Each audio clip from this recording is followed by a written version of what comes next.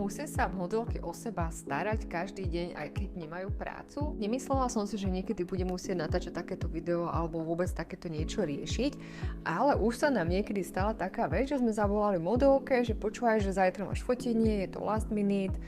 A modelka povedala, Ježiš, ja nemôžem ísť fotiť, lebo mám takéto odrasty a mám vlastne gelové nechty odrastené do polky nechtu. No a niektoré z nich ešte povedali, že nemôžeme posunúť teda to fotenie alebo natáčanie o pár dní, kým sa dám dokopy.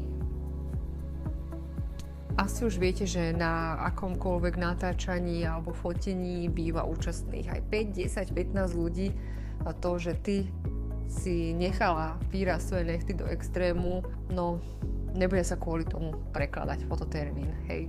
Baby, ktoré chcete byť modelky, lebo toto sa deje hlavne začiatočničkám, pamätajte, že vy ako modelka alebo fotomodelka zarábate na čom? Veľmi zjednodušene povedané na tom, ako vyzeráte.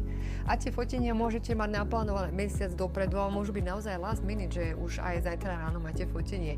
Takže by ste konštantne mali vyzerať dobre a upravene.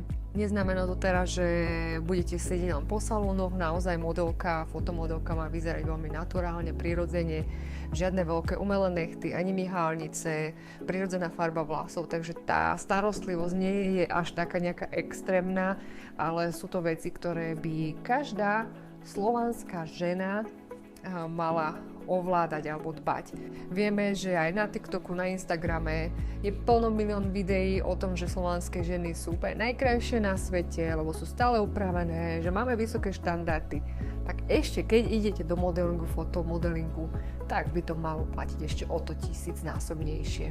A čo sa týka úpravy mužov, keď je muž model alebo fotomodel, je úplná klasika, že ide na pánsku pedikúru, manikúru, stará sa aj o svoju bradu, strnisko a takisto aj vlasy. Nielen o svoju sexy postavu. Ja verím, že 99,9% ľuďom, ktorí pozeráte toto video, je jasné, ale viete. Takže vidíme sa na ďalšom videu. Ahojte.